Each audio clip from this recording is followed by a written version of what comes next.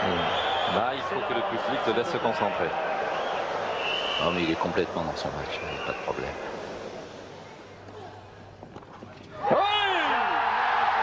Extraordinaire, je vous l'avais dit, il l'a pris dans ses bras. Magnifique, Henri Lecomte. On attendait Guy Forget et c'est Henri Lecomte qui a donné ce point à l'équipe de France. Exceptionnel, un grand moment de sport, un grand moment d'émotion. 3 décennies plus tard, les images du chef-d'œuvre d'Henri Lecomte contre Pete Sampras en finale de la Coupe Davis en 1991 à Lyon n'ont pas pris une seule ride. Touché par la grâce, le vengeur masqué avait replacé la France à 1 partout en triomphant de l'Américain dans un palais des sports de Gerland transformé en chaudron vivant. La suite on la connaît, Guy Forget propulse la France sur le toit du monde en triomphant à son tour de Sampras, scellant au passage une attente interminable de 59 ans.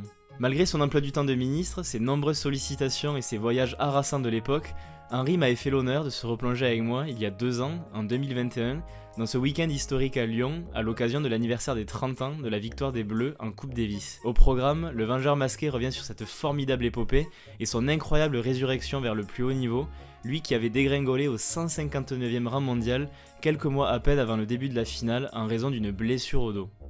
Trêve de blabla, je vous laisse profiter, c'est parti. Et on va se replonger dans cette folle épopée de 91 où tu vas revenir du Diable Vauvert, littéralement. Donc, c'est une histoire de dingue. Donc, on va revenir à l'été 91 et plus précisément à Wimbledon. Parce qu'il faut savoir qu'à cette période, tu produis un super tennis. Tu as en ligne de mire la demi-finale contre la Yougoslavie qui se déroule à Pau au mois de septembre. Mais malheureusement, tu vas être stoppé net dans ton élan par une blessure qui va se manifester au niveau du dos contre Guy Forget en plus au troisième tour. Donc, ironie du sort en plus. Dans la foulée, tu vas subir une 3e opération du dos. Donc, c'est une partie du corps qui ne t'aura pas épargné tout au long de ta carrière. Commence alors pour toi une période de convalescence qui va être synonyme de long calvaire. Tu as un gros chantier à accomplir pour revenir au plus haut niveau. Et malgré tous les efforts que tu vas consentir, le déclic escompté n'a pas lieu. Donc, tu n'arrives plus à fléchir tes jambes, à répéter tes gammes à l'entraînement. Donc, c'est une période qui est délicate. Du coup, c'est depuis le bord du court que tu vas supporter tes partenaires à Pau. Et en fait, dans la foulée de cette victoire, il va y avoir une discussion qui va être super cruciale pour la suite. Donc, c'est le soir même à l'hôtel au bord de la piscine. Il y a Patrice Agelower, qui est l'entraîneur historique de Yannick Noah et qui est un membre éminent du staff de l'équipe de France de Coupe Davis. Et Yannick, donc tous les deux, ils vont venir te voir en aparté. Et là, il y a Yannick qui va te dire, les yeux dans les yeux, Henri, j'ai besoin de toi, je compte sur toi pour la finale. Donc, est-ce que tu peux revenir sur ce moment? C'est un électrochoc pour toi, là. Oui, parce que là, je marche à peine, je suis là pour encourager les joueurs. C'est une période très compliquée et il me dit, écoute, si on doit gagner la Coupe Davis, c'est avec toi, parce que premièrement, en double, vous êtes invaincu avec Guy et que c'était la meilleure équipe possible. Et ensuite, il me dit, voilà, on a besoin de toi, donc tu vas partir, tu vas aller te préparer avec Patrick Chamagne. On part tous les deux à Tréboul, à côté de Quimper, au centre de la rééducation fonctionnelle de la sécurité sociale. Et je me retrouve avec différentes personnes, et notamment Gilles Solo, qui est le médecin qui a vraiment pris toutes les décisions possibles et pour que je puisse être dans les meilleures conditions. Là, c'était pas gagné, puisque la première fois quand j'arrive le voir, Gilles, il me fait écoute, être prêt pour la Coupe Davis. Moi, comme il dit, c'est pas gagné. À mon avis, ça va être compliqué.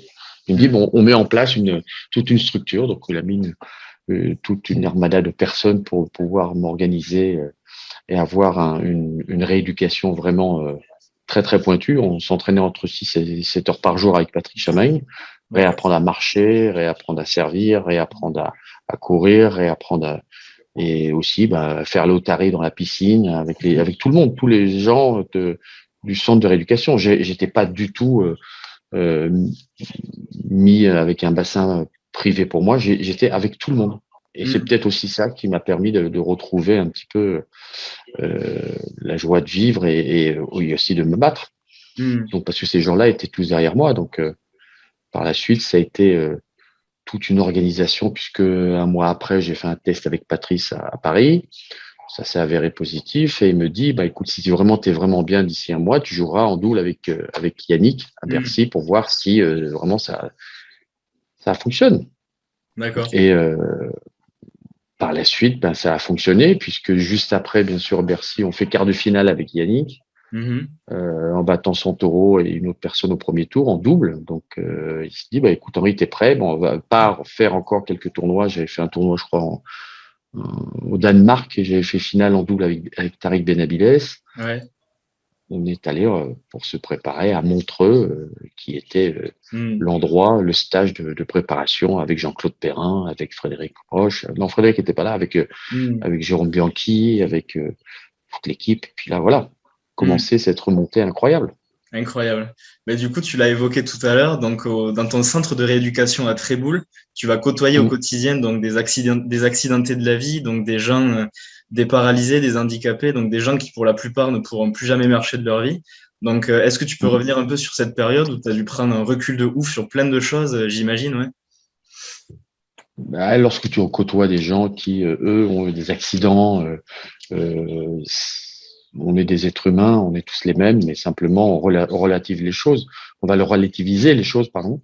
Ça s'est avéré que bah, on fait des rencontres extraordinaires. Un petit gamin, moi, ça a changé. Il m'a touché, c'était quelque chose de très très fort puisque lui, il se retrouvait tétraplégique parce qu'il avait pris voilà, un scooter, une mobilette et il s'était planté. Et il me dit, moi, en me droit dans les yeux, il me dit, bah, tu vas la gagner la Coupe Davis, hein, Henri. Je peux te dire qu'après, t'as plus mal au dos, quoi. Donc, quand tu marches à peine, mais tu Ouais. peux retrouver de la motricité. Lui, il était tétraplégique, il bougeait que la tête. Et j'ai appris par la suite qu'il a pu bouger les membres supérieurs, mais voilà, donc c'est des moments et je pense que c'est aussi grâce à ça qui m'a permis de pouvoir mieux me connaître et de me dépasser et d'aller chercher cette victoire, quoi, qui Ouais. était tellement importante. Hmm. Alors du coup, toujours dans ce processus de reconstruction, tu vas passer par une étape clé où tu vas notamment modifier ta gestuelle au service, donc pour éprouver Mmh. le moins possible ton dos. Donc est-ce que tu peux Ouais. revenir aussi sur ce petit épisode technique? Bah, technique, oui, au lieu de passer par en bas, je passais directement par en haut. On avait travaillé avec Patrice pour éviter de cambrer. Et Ouais. puis ça a commencé, je ne servais pas trop mal, mais bon, ça me plaisait pas du tout. Je voulais pas faire voir que j'étais handicapé. Donc, au contraire, par la suite, on a travaillé avec Patrick Chamagne et les médecins pour jouer en rétroversion du bassin, ce qui est très important pour ne pas cambrer. Et puis, réapprendre à courir correctement, puisque moi, je courais beaucoup sur la pointe de pied. Mhm. Et puis, eh ben, travailler pour pouvoir vraiment mettre en place ce dos et faire du gainage. Et ça a très, très bien marché, puisque par la suite, ben, je servais de mieux en mieux. Et quand on voit le match contre Sampras, Ouais. normalement, celui qui sert très bien, c'est Sampras. Et ben, ça a été moi. Mhm. Et quand on voit le dernier jeu de ce simple, c'est pas possible. Il y a presque 4 services gagnants, quoi. Bon, sur la première belle match, il fait un bon retour sur le deuxième service, mais après, Mhm. c'est donc comme quoi on peut modifier certaines choses, on peut travailler techniquement, physiquement, modifier ce que font d'ailleurs tous les joueurs aujourd'hui au plus haut niveau. Chaque année, ils modifient leur service, ils progressent. Mhm. Et on a même vu une année d'ailleurs qui était une année catastrophique pour Novak Djokovic où il faisait même plus de boucles et il était entraîné par Todd Martin qui était un des plus grands serveurs au monde. Ouais. Voilà, c'était un moment quand même quelque chose de fantastique de pouvoir retrouver cette solidité au service et dans le jeu, quoi. Mhm. Incroyable, hein, tu m'étonnes. Alors du coup, on va poursuivre la chronologie des péripéties pour se retrouver donc à pile une semaine avant l'échéance ultime à Lyon. Donc il y a ce fameux stage commando que tu as évoqué tout à l'heure Ouais. qui a été organisé à Montreux en Suisse. Et en fait, toi et toute la bande, vous allez être dans votre bulle, coupé du monde extérieur, des sollicitations Ouais. des journalistes. Et en fait, sur place, tu vas signer une prépa monstrueuse où tu vas mettre des branlées à tout le monde, pour reprendre tes termes, Ouais. lors des sets d'entraînement que tu disputes avec tes partenaires. Et du coup, à l'issue de ce stage, il y a Yannick qui va te convoquer dans sa chambre d'hôtel pour t'annoncer Ouais. la nouvelle d'une manière solennelle. Donc, Henri, tu es sélectionné en simple pour la finale de la Coupe Davis. En simple, d'abord, il te convoque dans la chambre Ouais. le mardi, avant qu'on donne le tableau, parce qu'on doit le donner les joueurs le mercredi. Yes. Il me dit, tu joues en simple. Ouais. Moi, je lui dis, oui, je sais que je joue. Il me dit, non, mais tu joues en simple. Je dis, oui, je sais. De toute façon, j'étais habité, j'étais déjà vraiment très concentré. Ouais. Quelque chose d'incroyable, parce que j'y rêvais. Mhm. Et ça voilà, c'est arrivé. Bon, par la suite, bien sûr, je suis rentré dans ma chambre. C'était un moment un petit peu assez fort et difficile, mais bon, tout Mhm. le travail que j'avais pu effectuer auparavant, ben ça a porté ses fruits. Et par contre, après, il fallait pas décevoir. Et heureusement qu'on ne lisait aucun journaux, qu'on voyait pas la télé, qu'on connaissait pas du tout un petit peu ce qui allait se passer. Simplement, on avait les conférences de presse organisées par la fédération et le capitaine pour pouvoir vous donner quelque chose un petit peu à manger, mais sinon, nous, on regardait rien. Parce que si on avait lu les différents articles, si on avait vu les différents choix, ça aurait été très compliqué. C'était une grande force, une qualité, parce qu'on était vraiment en autarcie complète pendant un mois, quoi. Eh oui, complètement. Ouais. Alors du coup, on va s'attarder encore une question supplémentaire sur ce stage à Montreux, parce qu'il va être très important, parce qu'il va te permettre aussi de découvrir plus en profondeur Guy Forget. Donc vous étiez déjà des bons amis avant le début du stage, mais c'est vraiment Montreux et dans la douleur et l'adversité que vous allez vous révéler, et que c'est vraiment ce lien d'amitié qui va vous unir. Donc est-ce que tu peux revenir là aussi sur cette période? Non, c'est pas vraiment. Oui, c'est là et non, pas vraiment. C'est pas là. Ah. Non, c'est pas là. C'est pas là. C'est pas pendant ce stage. Ce stage, on était déjà amis, mais ce stage a permis à tout le monde de bien s'entendre. Ce qui était fort, c'est après le premier jour.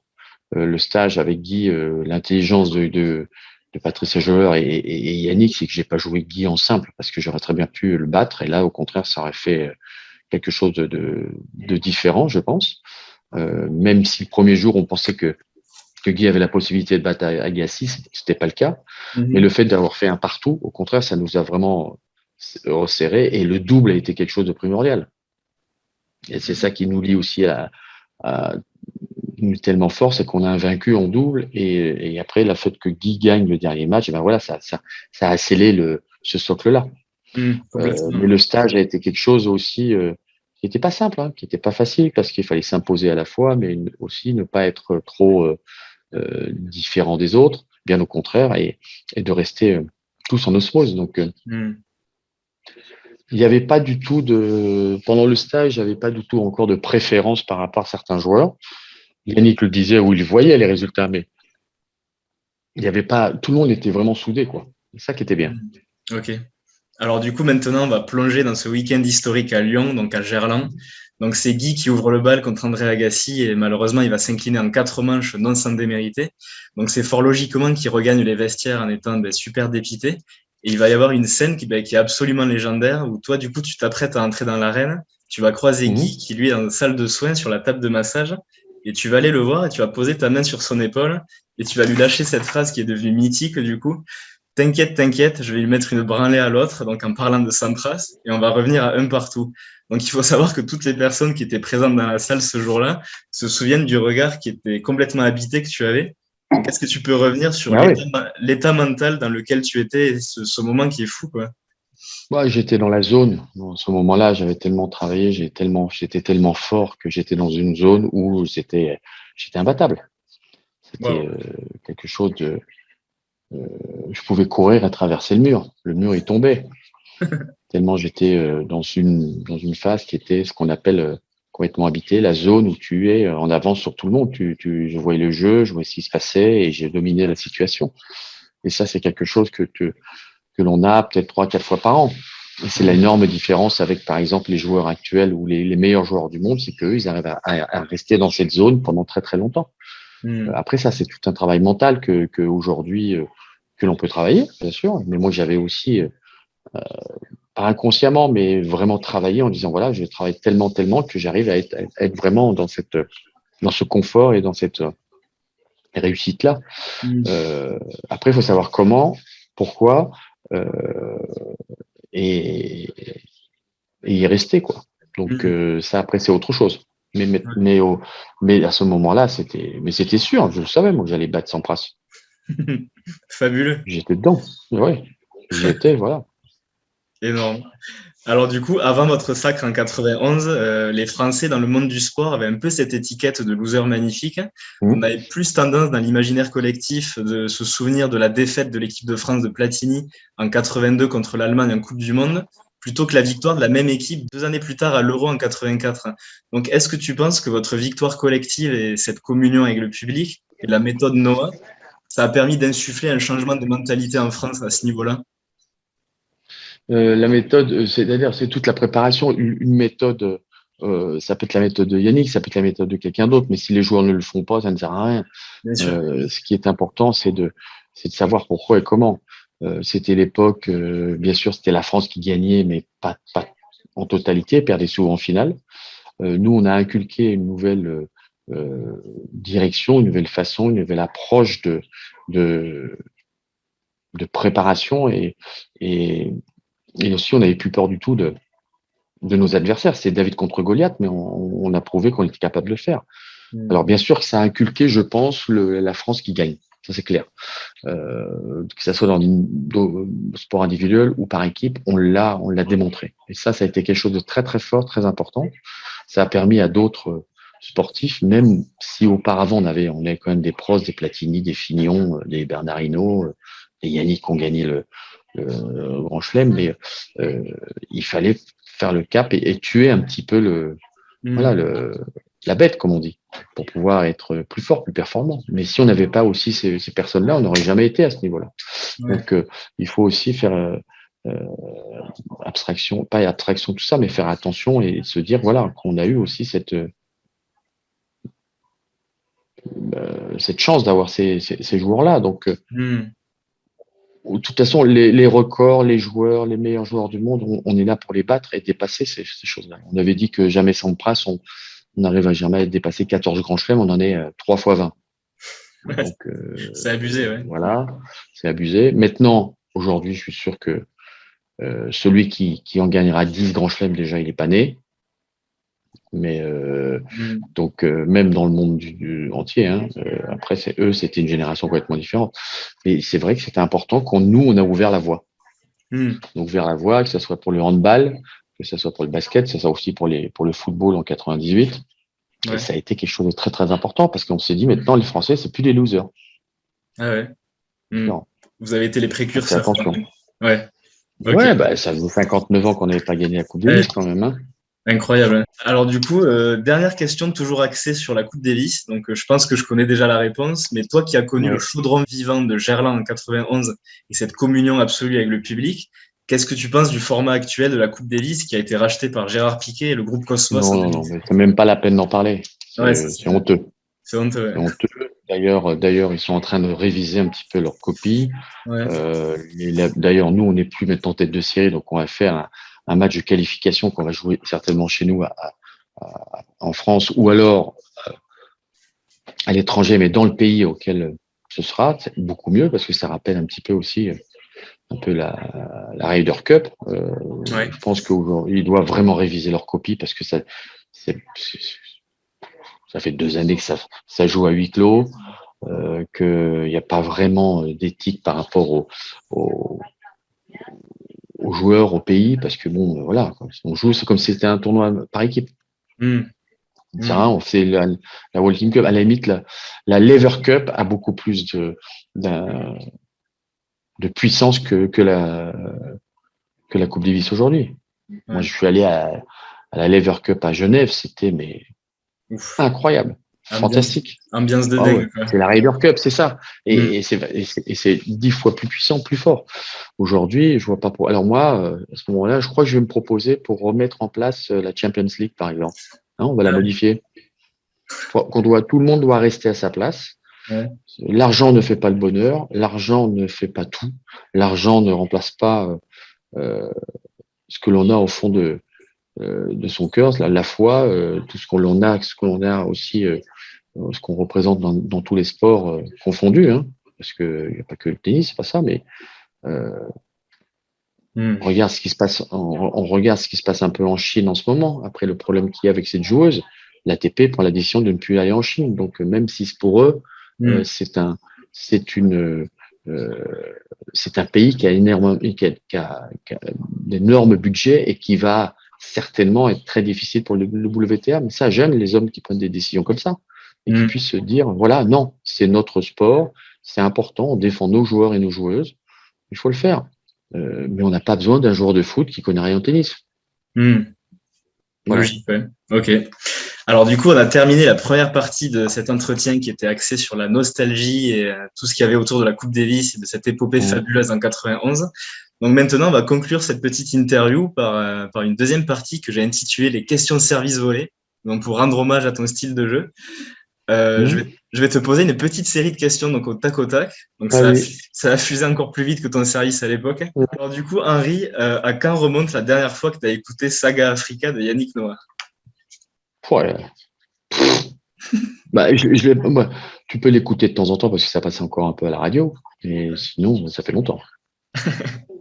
Alors du coup, d'où te vient et qui t'a attribué ce surnom de vengeur masqué?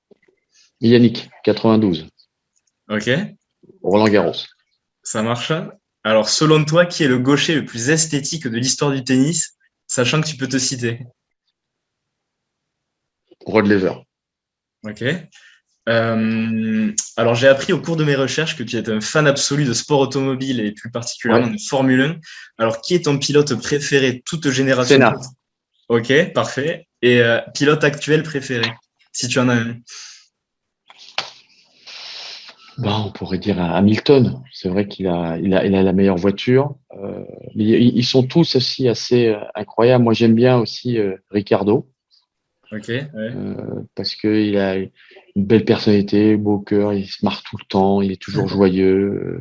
Ouais. Bien sûr, Hamilton, il a la meilleure voiture. Quand on voit Hamilton, on voit aussi d'autres pilotes qui ont la voiture d'Hamilton, ils vont aussi vite.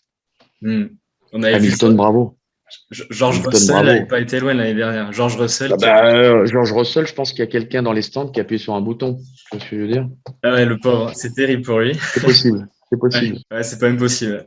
Alors du coup, dernière question, Henri. À quel classement amateur français tu estimerais ton niveau actuel si tu devais reprendre la compétition maintenant? Je sais pas, 0, Oh, moins 2, 0, énorme. Ok. Mais peut-être. du coup, ben, merci beaucoup pour l'entretien, c'est terminé. Donc je te remercie pour le temps que tu m'as Aucun consacré. problème, avec plaisir. Mais j'ai beaucoup voyagé. Là, je viens juste de rentrer Pas de à la souci. maison. Après, je repars encore. Donc, voilà. OK? J'imagine que tu devais être ultra sollicité avec cet anniversaire des 30 ans. Donc, Ouais, non, mais ça va là. Tout va bien. ok. OK? Ben, merci beaucoup, Henri, encore. C'était super. Et à De rien. bientôt. À Bonne bientôt. soirée. Au Salut. revoir. Salut. Ciao. Ciao.